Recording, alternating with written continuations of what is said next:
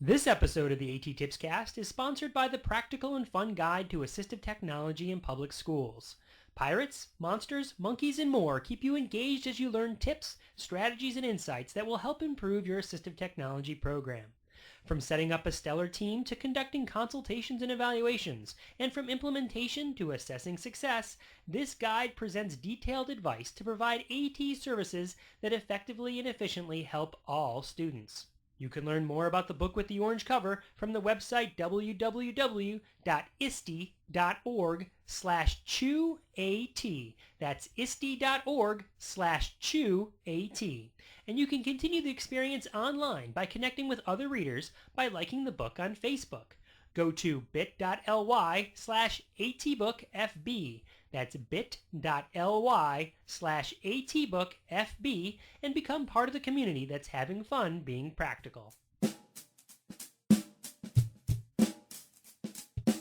Hi, I'm Mona Pruitt from the VCU T-Tech. Check out our blog at www.assistivetechnology.vcu.edu. Welcome to the A.T.TIPSCAST, exploring and investigating the implementation of assistive technology in public schools. I'm your host, Chris Bouguet. This is episode number 91, recorded on February 25th, 2012. It's been a while since I've done a listener feedback episode, but I've been collecting relevant correspondence for a while now, and I've been itching to share all the excellent resources that have been shared with me by other listeners of the show from all around the world. So here we go with A.T.TIPS 268 and 269, which were both birthed out of conversations with listeners just like you. Wait, Daddy, before you start, can I make a suggestion? You need to make this episode more engaging. Okay, what do you suggest? You should make it into some sort of a game. A game? That's brilliant. What sort of game? Well, I was thinking because people need to listen to the A.T.TIPScast. How about including some music? That's a great idea. Here's what I'll do. In the next part of the podcast, people provide feedback with some questions, tips, and tricks. Everyone is from a different place in the world. Around the entire world? Well, most are here from the United States, but there is one from another country. I'll play a bit of instrumental music before each piece of feedback. People listening can see if they can guess the song and if they can guess the location from the next listener. I'll put all the answers on the blog, A.T.TIPSCAST.com. How's that sound? How should I know? I haven't heard it yet. But do you know what you should call this, Daddy? No, what? Name that tune. That would make a great game show. It sure would, partner. It sure would.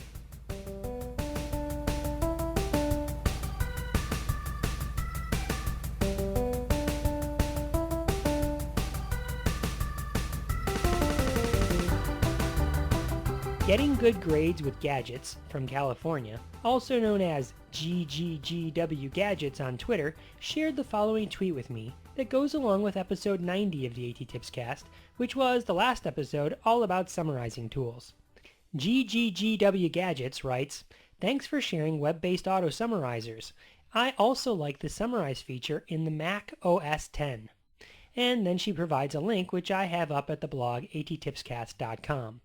That link is bit.ly/MacOSX and let's call it A.T.TIP 268. The school district that I work for hasn't used Maxt in quite a long time, and therefore my Mac skills are hindered, so I rely on listeners like GGGW Gadgets to fill me in when I'm missing something from the world of Mac computing. I really appreciate that heads up that a summarize feature is built into the operating system. If you're a Mac user and you'd be interested in learning more about this feature, definitely check out that website, bit.ly/MacOS10Summarize.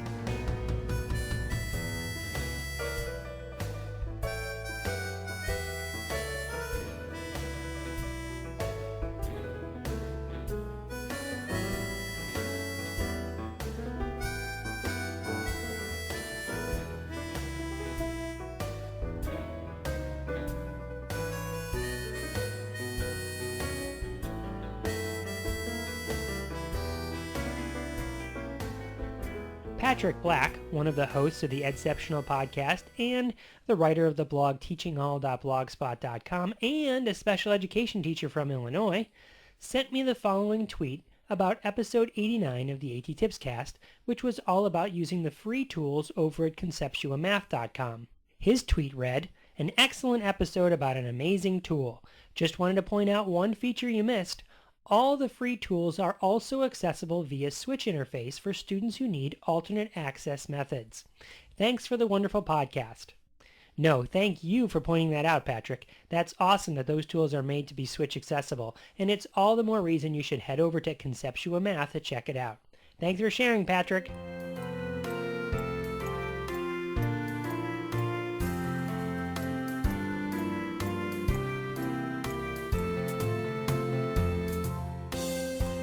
Speaking of switches, Sally Norton-Dahr and I met an educator named Honey while doing a presentation for Idaho Assistive Technology practitioners. Honey wrote me after the workshop to let me know about a resource for making your own switch out of a CD, which she thought people might find useful. It contains step-by-step instructions from the Instructables website, and you can find it all over at bit.ly/DIY switch. That's bit.ly/DIY switch. Let's call Make Your Own Switch from a CD A.T.TIP 269. Thanks for sharing these, Honey.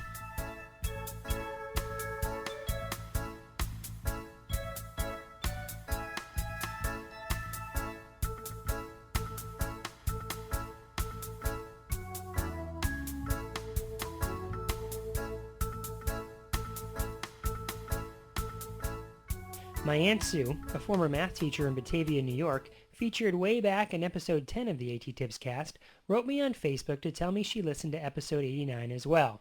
Here's what she had to say. "Love the way you continually use the word simplify fractions instead of reduce. So many people, teachers too, use reduce. Ugh! I'm going to check out the website. Thanks." My Aunt Sue has always been a strong advocate for using the proper language and vocabulary surrounding mathematical problems and concepts. Using the correct terminology helps to diminish the confusion and increase the understanding of the underlying concepts involved in solving a mathematical problem. Using the correct terms helps bridge the gap from simply memorizing how to plug in numbers to having a deeper understanding of the practical applications for how and when to use the formulas. Thanks, Aunt Sue, for sharing that comment, and thanks for singing me those math lullabies when I was just a little kid. 1 little, 2 little, 3 little fractions, 4 little, 5 little, 6 little fractions, 7 little, 8 little, 9 little fractions, all in their simplest forms. See, I still remember.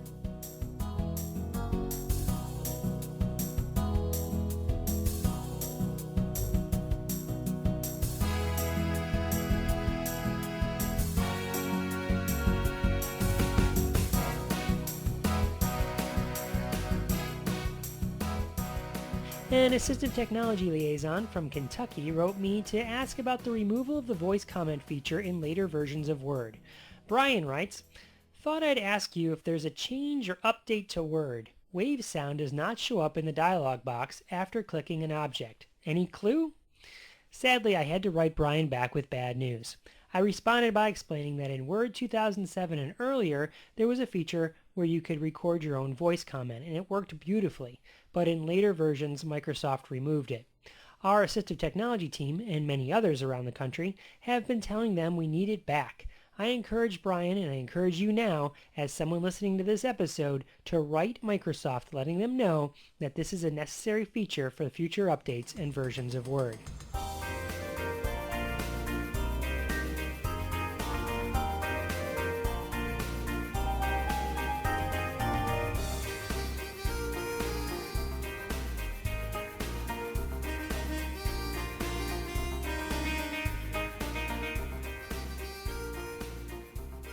Braun wrote in on the Facebook page almost a year ago now. Geez, it really has been a long time since I've done a listener feedback episode, hasn't it? Anywho, I digress. Braun wrote in saying, "Oh, Chris, I heart and like your podcast. I listen to your podcast while driving to school, a K-12 special school in Australia.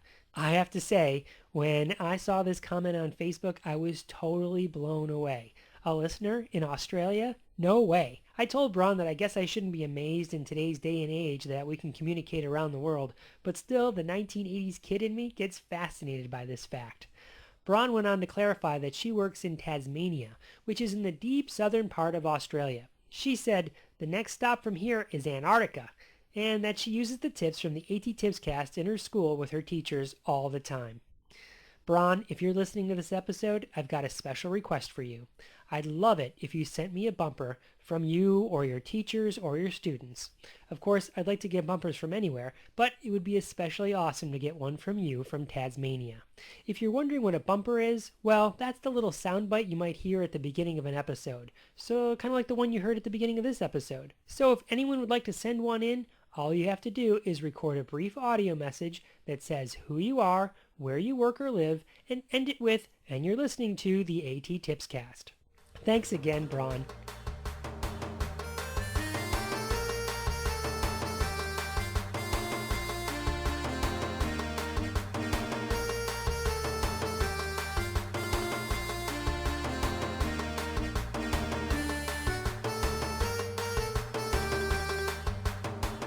Now, from the other side of the Pacific Ocean, Jenny has written in from Alaska.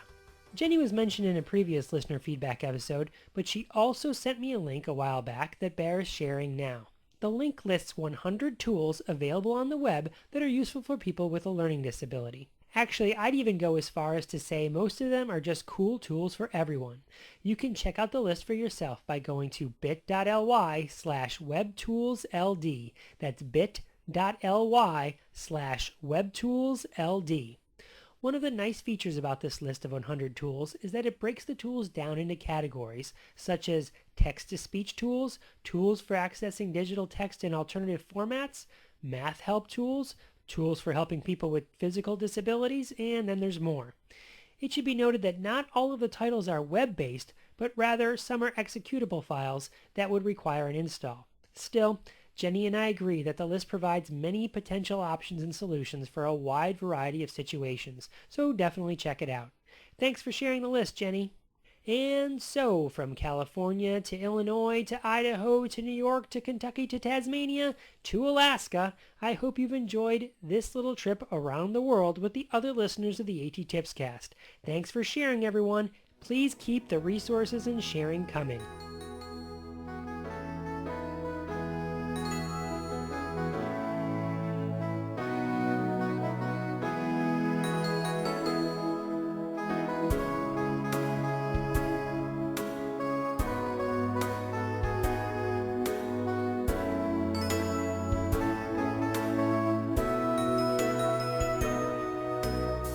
A few last announcements before I wrap up the episode. First, since this is a listener feedback episode, I had some questions from listeners about what happened to the A.T.TIPers group on Facebook. A little while ago, while checking in on the A.T.TIPers group, I went to post a message about an episode and I noticed a message from Facebook at the top of the page telling me that the group would be changing to a new format. I didn't think much of it at the time.